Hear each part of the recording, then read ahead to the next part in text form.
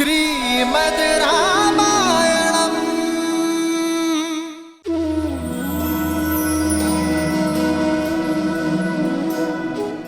राम, आज तक किसी ने मेरा सत्य जानना नहीं चाहा, लेकिन केवल तुम हो राम, जिसने बिना किसी भय के इस पत्थर की भावना को समझा। तो सुनाइए वो सत्य मां जो बरसों से इस प्रतिमा के पीछे छुपा है।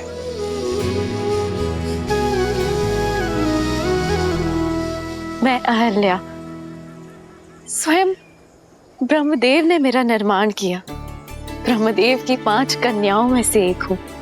वैसे तो इस संसार ने सुंदरतम स्त्रियों में स्थान दिया, लेकिन महर्षि गौतम ने अपने जीवन में अपनी पत्नी बनाकर स्थान दिया।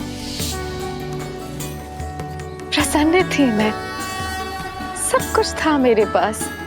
महर्षि गौतम जैसे ज्ञानी पति का प्रेम और सतानंद जैसा प्यारा संस्कारी पुत्र। निश्चिंत थी मैं कि मेरे जीवन में कुछ अनुचित नहीं हो सकता, पर ये मेरा भ्रम था। नहीं जानती थी मैं कि मेरा रूप ही मेरा शत्रु बन बैठेगा। नहीं समझ पाए कि कब देवराज इंद्र की कुदृष्टि मुझ पर पड़ गई।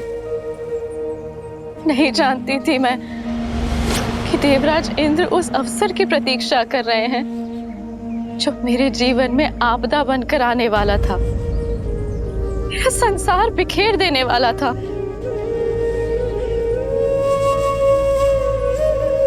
अग्नि मेरे पुरोहित यज्ञस्य देवनृत्य। अहिल्या, जी महाराज।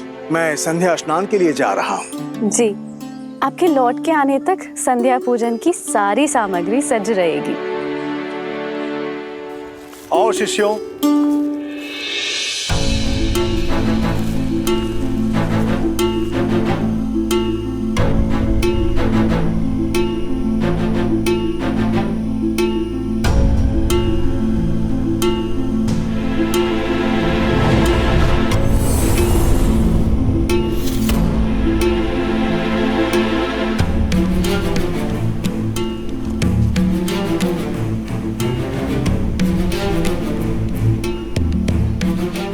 पुत्र सतानंद, तुम्हारे पिताश्री संध्या स्नान के लिए गए हैं और अपने वस्त्र यहीं पर भूल गए। तो जाओ और तुम्हें दे के आओ। जी माँ।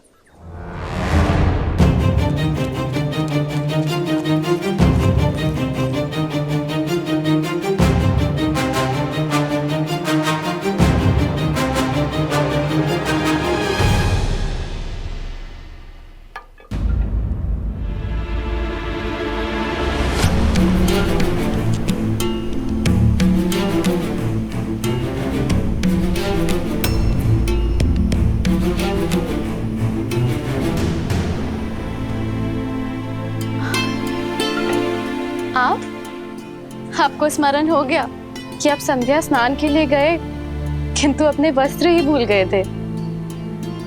मैंने सतानंद को भेजा है आपके वस्त्र लेकर।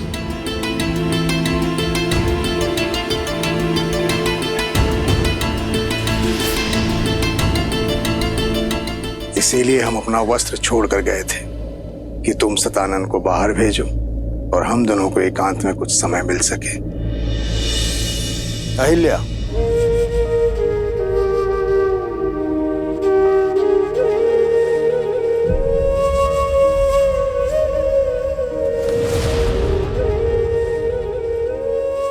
राम, इंद्र की शक्तिशाली माया जाल में फंस गई। नहीं समझ पाई कि मेरे पति के रूप में कोई और था और वहां अनर्थ हो गया।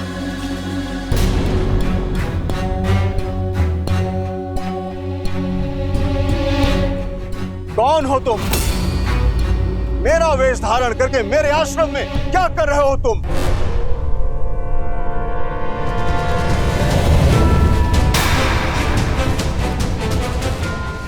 इंद्र? देवता होते हैं मनुष्य और ऋषियों की रक्षा के लिए, परंतु तुम एक ऋषि पत्नी के साथ, ना ही तुम देवराज होने के योग्य हो, ना ही यज्ञ की आहुति प्राप्त करने के योग्य। नहीं ऋषिवर, ऋषिवर मुझे क्षमा कर दीजिए, मुझसे बहुत बड़ी भूल हुई है ऋषिवर। तुम्हारे पाप के कारण जीवन के प्रत्येक क्षण में तुम्हें शाप भोगने के योग्य हो तुम।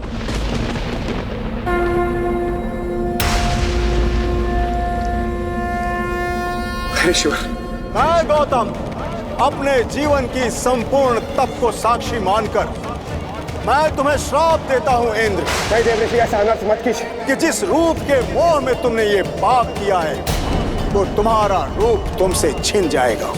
तुमने इंद्रत्व का अपमान किया है भोगी, तुम आजन्म रोगी रहोगे। तुम्हारे संपूर्ण शरीर पर सहस्त्रों घाव हो जाएंगे। तुम अपना पुरुषत्व खो दोगे इंद्र। असुर तुमसे युद्ध में विजयी होंगे। तथास्तु।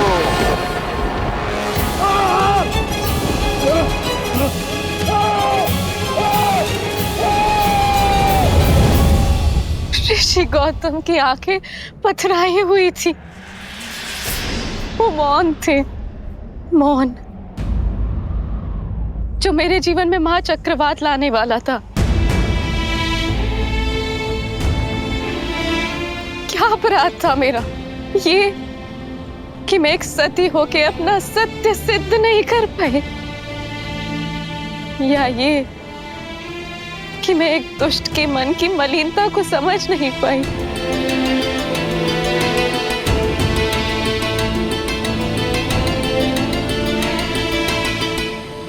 सच में तुम्हें ज्ञात नहीं था कि वो मैं नहीं हूं। आपको संदेह है मुझ पे? अगर अनुमान होता तो क्या मैं देवराज? जब वो मेरे समक्ष आए तो मुझे भ्रमित कर दिया। इंद्र के रूप में नहीं, अभी तो बिल्कुल आपकी तरह लग रहे थे वो, और माया से मुझे। अहिल्या! इंद्र तो पापी है, परंतु तुम तो पतिव्रता हो ना। फिर तुम्हें यह कैसे अनुमान नहीं हुआ कि यह इंद्र की माया है? उसने तुम्हें स्पर्श किया और तुम्हें अंतर का अनुभव तक नहीं हुआ। मानने को मैं सच नहीं कि कोई स्त्री किसी के निकट रहने के पश्चात भी यह अनुभव न कर सके कि वो उसका पति नहीं है। सत्य बोलो अहिल्या, एक ऋषि पत्नी होने के पश्चात भी ऐसा तुच्छ व्यवहार। चरित्रहीन हो तुम।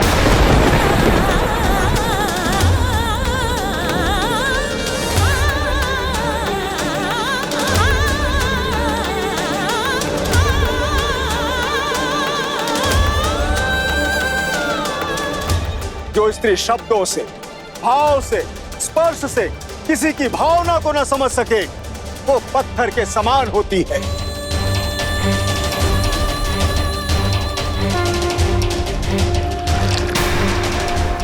मैं तुम्हें श्राप देता हूं कि इसी क्षण तुम पत्थर की प्रतिमा में बदल जाओ, सदा सदा के लिए। तथास्तु।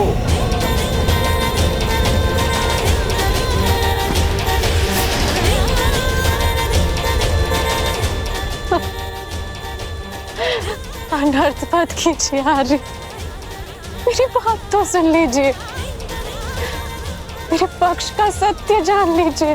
जो देखा उसके पश्चात भी अब क्या कुछ शेष है सुनने के लिए? नहीं अहिल्या, तुम क्षमा के योग्य नहीं हो। मेरा श्राप अवश्य पूर्ण होगा। तुम्हें यह पीड़ा अकेले ही भोगनी पड़ेगी, और जो कोई भी इस क्षेत्र में प्रवेश करेगा वो तुम्हारे पाप का भागीदार बनेगा। तुम्हें श्राप से वही मुक्त करेगा जो काम, क्रोध, मद, मोह, लोभ और मत्सर से मुक्त होगा।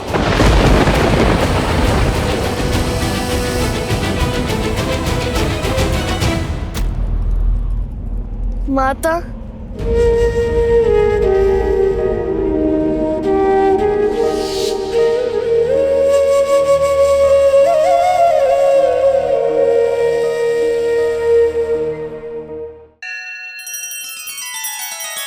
श्री रामचंद्र कृपालु भजु मन हरण भव भय दारुणम नव कंज लोचन कंज मुख कर कंज पद कंजारुणम सिया राम सिया राम सिया राम सिया राम। आदर्श और मर्यादा की है ये कथा महापावनम काट मद श्री से मिलाने श्रीमद् रामायणम श्रीमद् रामायणम सिया राम सिया राम सिया राम सिया राम।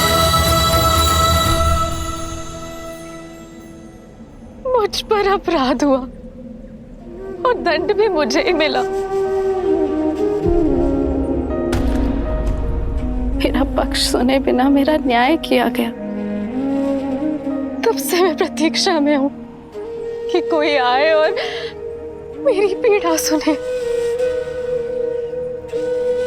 और अब तुम आए हो राम। इनकी बात पर विश्वास नहीं किया जा सकता। महर्षि गौतम जैसे महान ऋषि क्या ऐसे श्राप दे देंगे?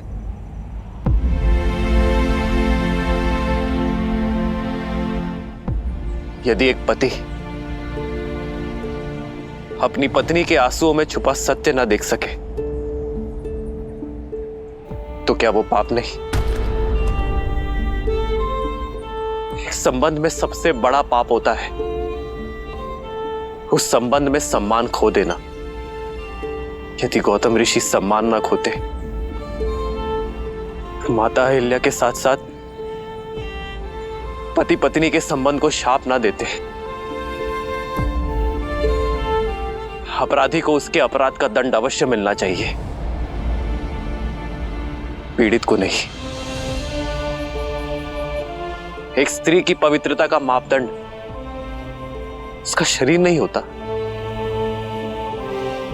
भाव होता है,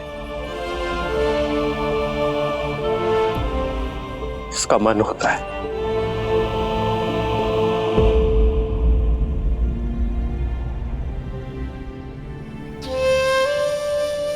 मैं लज्जित हूं मां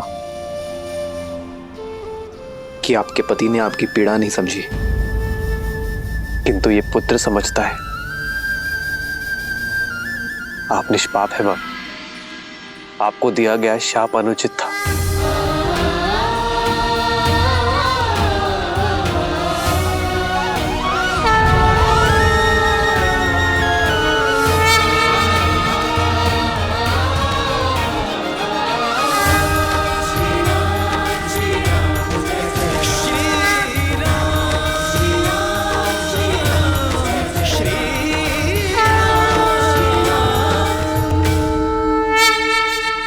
एक मां जब अपनी संतान को जन्म देती है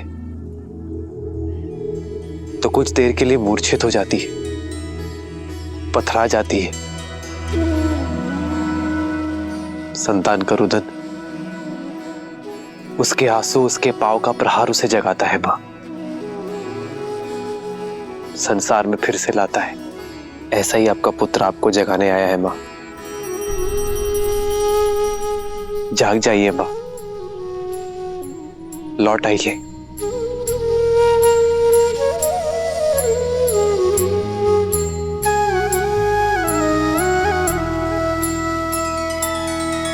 नैना करुणा पग में ममता पाषाण में लादे प्राण निष्पाप ना कभी दंड भोगे राम का है ये विधान। श्री राम श्री राम श्री राम श्री राम श्री राम श्री राम श्री राम श्री राम।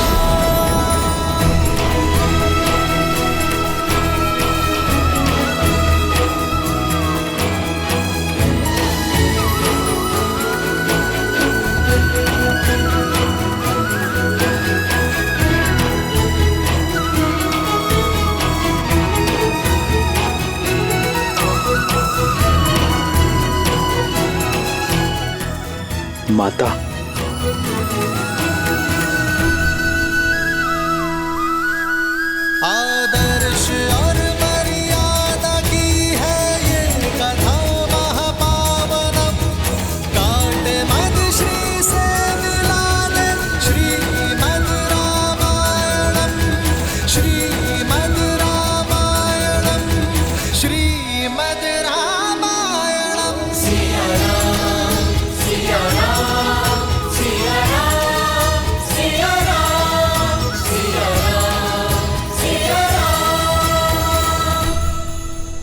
माता, माता, पुत्र, माता,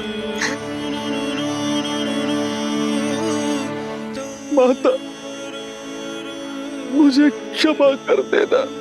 मैं वो अभागा पुत्र हूँ जो मेरी माता की पीड़ा समझ नहीं पाया। मेरा समस्त जीवन आत्मग्लानि में व्यतीत हो गया। माता, मुझे क्षमा कर देना। माता, मुझे क्षमा कर देना। नहीं पुत्र, मैं तुमसे रुष्ट नहीं हूँ पुत्र सतानंद। व्यक्ति की समझ तो आयु से परिपक्व होती है।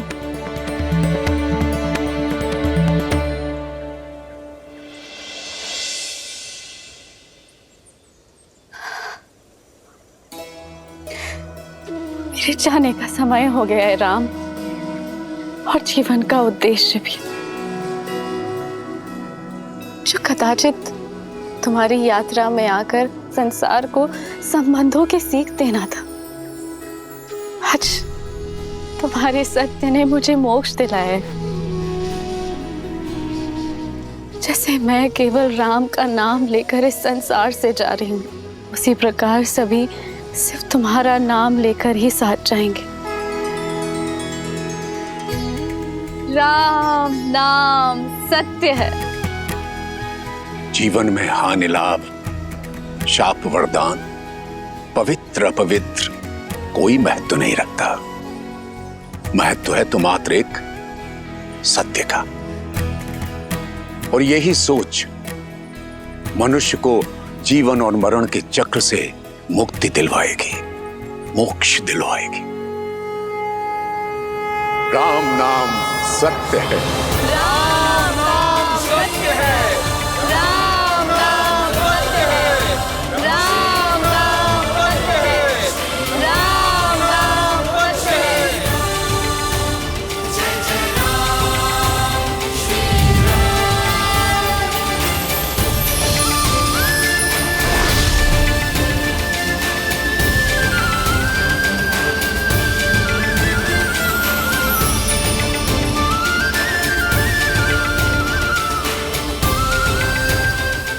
अद्भुत। राम नाम सत्य है। हाँ देवी, राम नाम से बड़ा सत्य तो इस संसार में और कोई हो ही नहीं सकता। क्योंकि श्री राम जैसे मनुष्य अपने अपयश की चिंता किए बिना दूसरों की पीड़ा हरते हैं। अपने विषय में सोचे बिना दूसरों के विषय में सोचते हैं। अब ऐसे मनुष्यों के जीवन का मार्ग तो सत्य से ही परिपूर्ण होगा। वहीं दूसरी ओर रावण जैसे लोगों के लिए उनके व्यक्तिगत लाभ, उनके अभिमान, उनके यश से बढ़कर और कुछ नहीं होता। और यही कारण था कि रावण सीता के स्वयंवर में जाने के लिए सज्ज हुआ।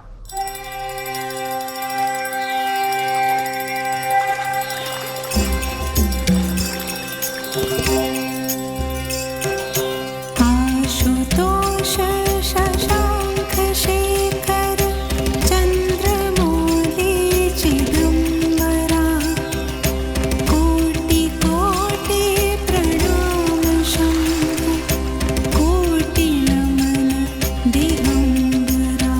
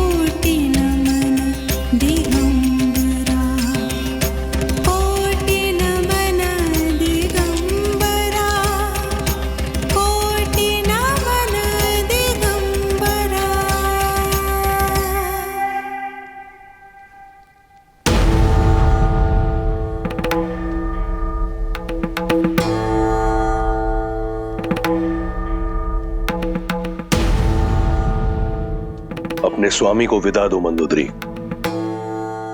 वेदा, कहाँ प्रस्थान कर रहे हैं आप?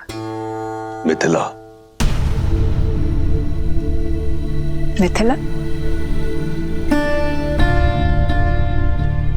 स्वयंवर में, जहां से लंका के लिए निमंत्रण ही नहीं आया। निमंत्रण अतिथि को दिया जाता है, विजेता को नहीं। 14 लोगों के स्वामी को स्वयंवर का निमंत्रण न देना किसी चुनौती से कम नहीं मंदोदरी। पर हमारे पुत्र मेघनाथ का तो विवाह हो चुका है और दूसरी पत्नी की चाह भी नहीं है उसे। मैं मिथिला मेघनाथ के लिए नहीं जा रहा।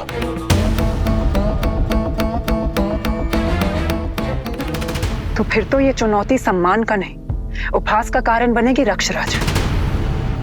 आपकी आयु तो जनक से भी अधिक है। निसंदेह, परंतु ना मैं जनक हूं और ना सीता का पिता, और आयु उन्हीं की बढ़ती है जो स्वयं को वृद्ध माने। इतने वर्षों पश्चात मेरा प्रेम, मेरी सेवा आपके लिए कम पड़ गई। मंदोदरी, तुम मेरे लिए वो अमूल्य रत्न हो जिसका तेज, जिसकी चमक कभी मंद नहीं होगी। तुम सदैव मेरी पटरानी रहोगी। फिर जनक पुत्री क्यों? मैं मिथिला केवल जानकी के लिए नहीं, महान शिव धनुष पिनाक के लिए जा रहा हूं। उसका वहां मिथिला में रहना चुभता है मुझे। जब महादेव का परम भक्त यहां लंका में है, तो उनका पावन धनुष वहां मिथिला में क्यों? मैं उसे यहां लेकर आऊंगा, अपनी भक्ति के प्रसाद के रूप में। और यदि जानकी मेरी वीरता का पुरस्कार बनकर यहां आती है, तो इसमें क्या बुराई है? जो आप करने जा रहे हैं वो अनुचित है लंकेश।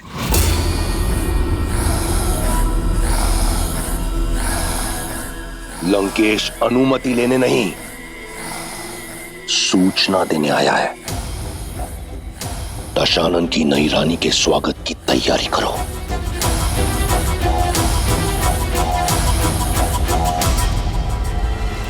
अपने इस भक्त को आशीर्वाद दे महादेव।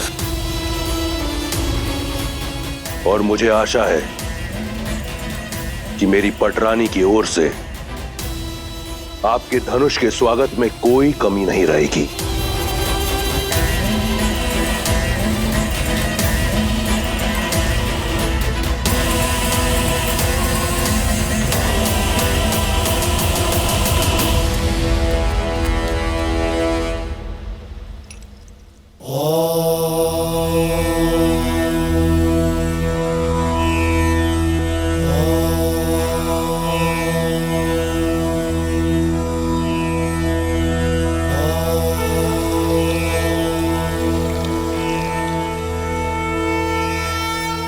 गुरु सदानंद के मन की व्यथा शांत करना महादेव।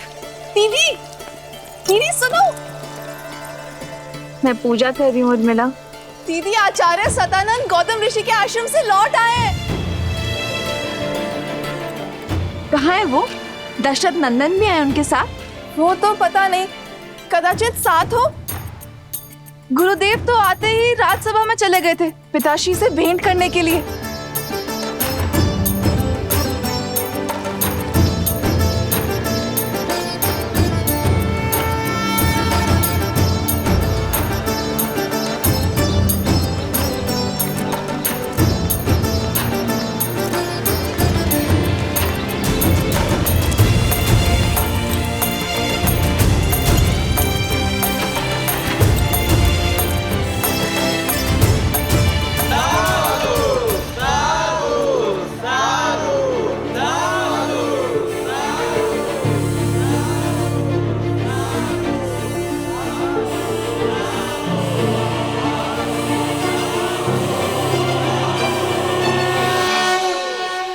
ना सिद्धि थी, ना मंत्र, बस आंखों में अश्रु और वचनों में करुणा। राजन, उसका बखान मैं अपने शब्दों में नहीं कर पाऊंगा। अपने स्पर्श से मेरी माता को श्राप मुक्त कर दिया और मुझे बिना स्पर्श के इस अभिशाप से कि मैं एक चरित्रहीन का पुत्र हूं, आज मैं आपके समक्ष गर्व के साथ यह कह सकता हूं कि मैं अहिल्या पुत्र सतानंद हूं। मेरी मां कलंकिनी नहीं है, मेरी मां पवित्रा है, पवित्रा।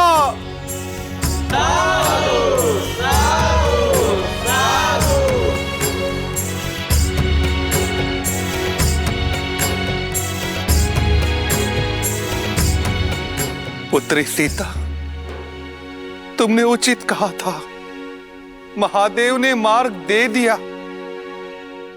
अब तुम्हारे इस गुरु को शांति की खोज के लिए कहीं और जाने की कोई आवश्यकता नहीं।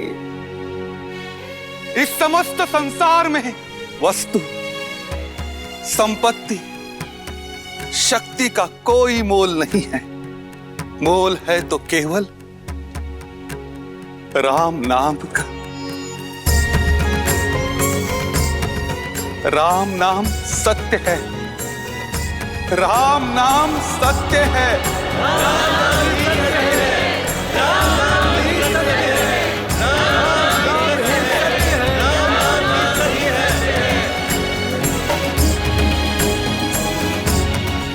गुरुवर, ऐसे धीर के तो हम भी दर्शन करना चाहेंगे। ऋषि विश्वामित्र मिथिला के इतने निकट है, तो आप उन्हें न्योता देते ताकि हम उनकी सेवा कर पाते, और सेवा के साथ साथ हमें दशरथ नंदन के भी दर्शन हो जाते।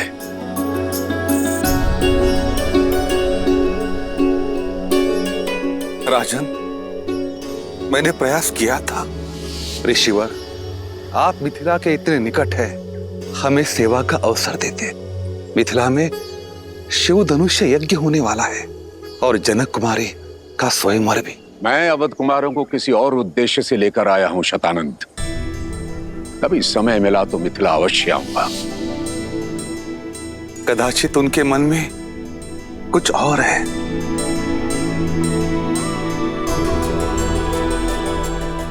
जैसी महादेव की नियति। यदि महादेव चाहेंगे तो ऋषि विश्वामित्र भी हमें दर्शन देंगे, और दशरथ नंदन राम भी। अवश्य महाराज। ये क्या? विश्वामित्र तो ब्रह्म ऋषि हैं। वे जानते हैं कि सीता केवल राम की ही होनी है। फिर विश्वामित्र ने मिथिला जाना अस्वीकार क्यों कर दिया? कदाचित इसलिए क्योंकि वो ब्रह्म ऋषि हैं। कदाचित इसलिए कि वो उस क्षण की प्रतीक्षा कर रहे थे जब यह निर्विवाद रूप से सिद्ध हो जाए कि श्री राम से श्रेष्ठ और कोई नहीं। कदाचित इसलिए भी क्योंकि अभी किसी और के मिथिला पहुंचने का समय हुआ है।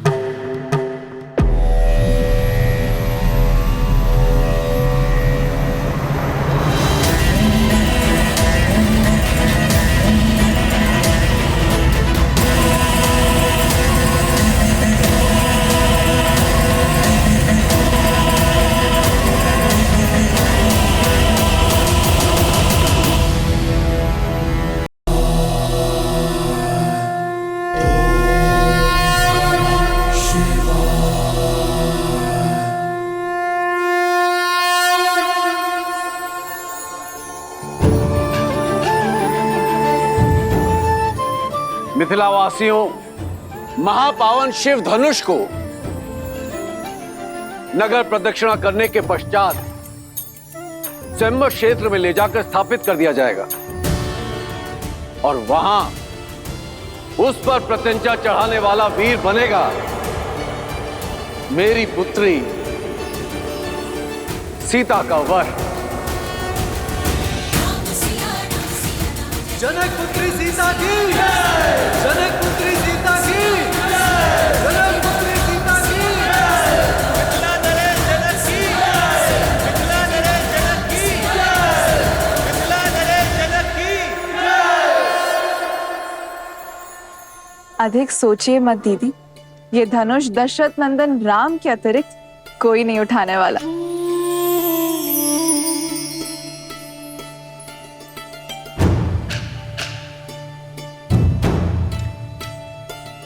अनुष्ठान प्रारंभ करो।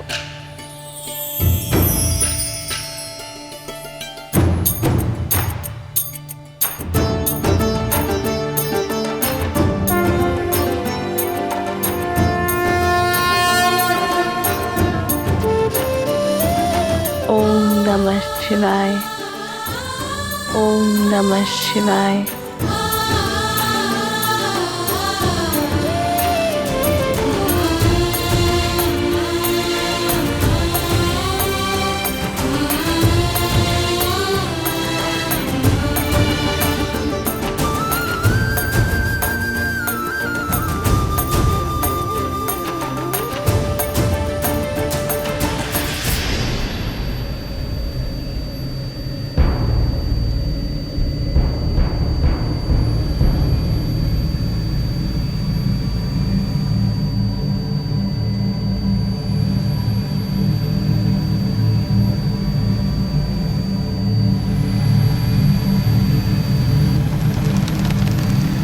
पुष्प विमान अर्थात रावण यहाँ आया।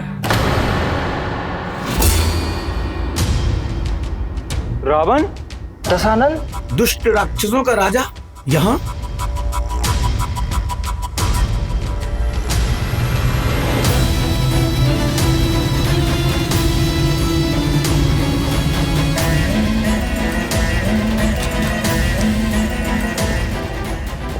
महादेव का पिनाक तो यहां है, अर्थात स्वयंवर आरंभ होने में समय है।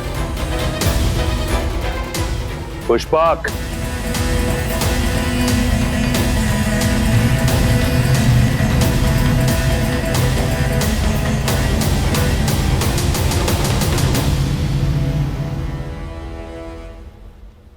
आर्य, बिना निमंत्रण रावण का यहाँ आना, क्या उद्देश्य हो सकता है उनका?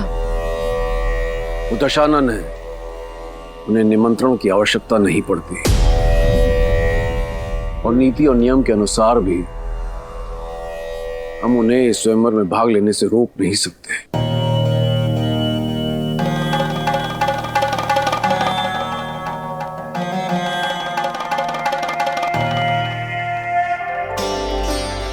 मुझे पूरा विश्वास है आप मेरे लिए जो भी करेंगे शुभ ही होगा।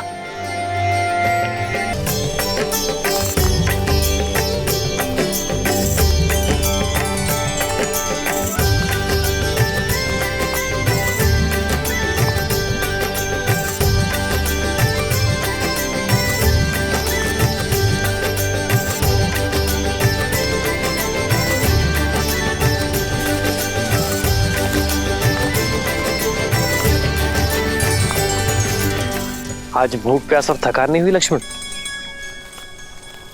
गुरु और कहा ले जा रहे इसकी शंका तो नहीं है तुम्हें?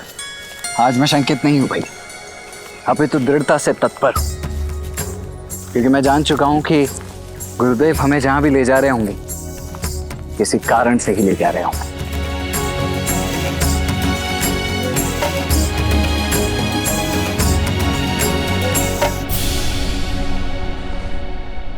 यहाँ नहीं रहना हमें, चलो जल्दी चलो। हाँ, यहाँ नहीं रहना, चलो चलो।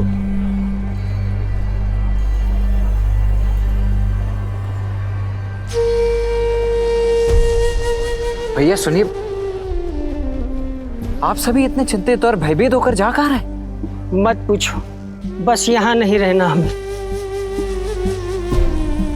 जाने दो हमें, नरक है ये स्थान। परंतु मित्र, इतने सुंदर स्थान में समस्या क्या है? ये स्थान शापित है, हमें हमारे भाग्य पर छोड़ दो युवक।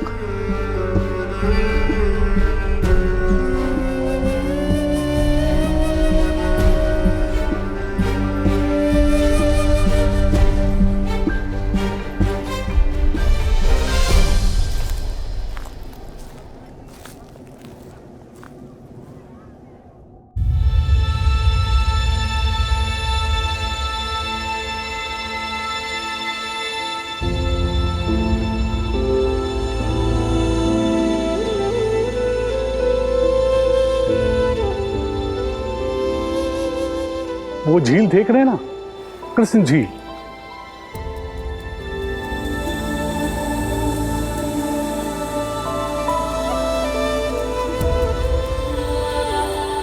अचानक वहां से जल का वेग आता है और बाढ़ आ जाती है। कुछ ही पलों में हमारे खेत घर सब बहा ले जाती है।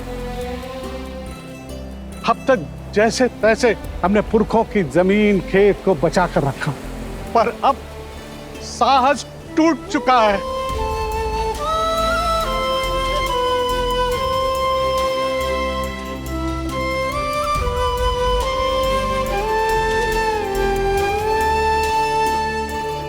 समाधान भागने में नहीं, साधने में है। प्रयास किए पर कोई भी इस बाढ़ को नहीं रोक पाया। जिसने भी प्रयास किया वो मारा गया। राक्षस शंखचूड़, उसकी पत्नी देवी तुलसी और नारायण की कथा तो सुनी है ना। वो झील साधारण नहीं है, देवी तुलसी के मन की पीड़ा से भरी हुई है।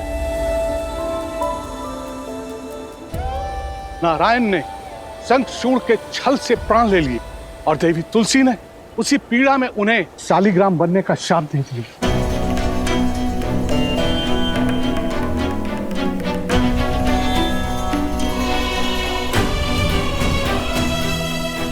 ये शालिग्राम नारायण के चिन्ह है, शापित होकर पड़े हैं गंडकी नदी के तट पर। जहां ईश्वर ही शापित हो, वहां मनुष्य के प्रयास से क्या होगा।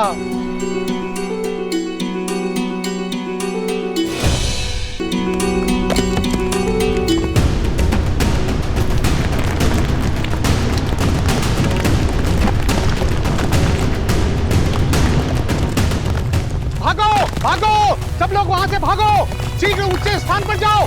आओ चलो, इधर आओ, इधर आओ, निकलो।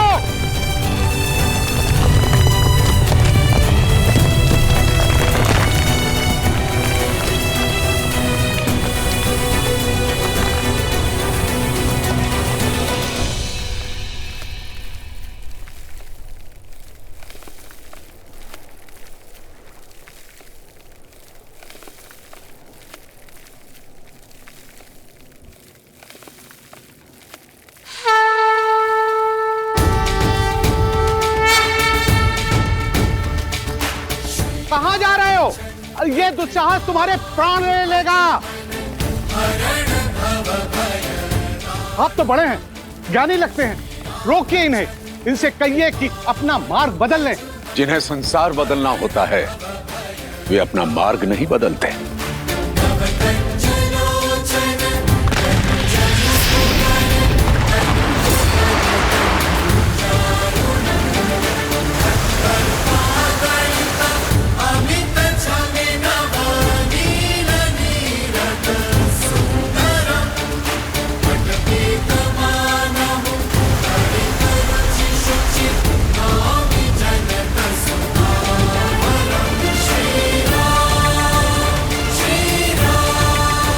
हे महादेव, रक्षा करो,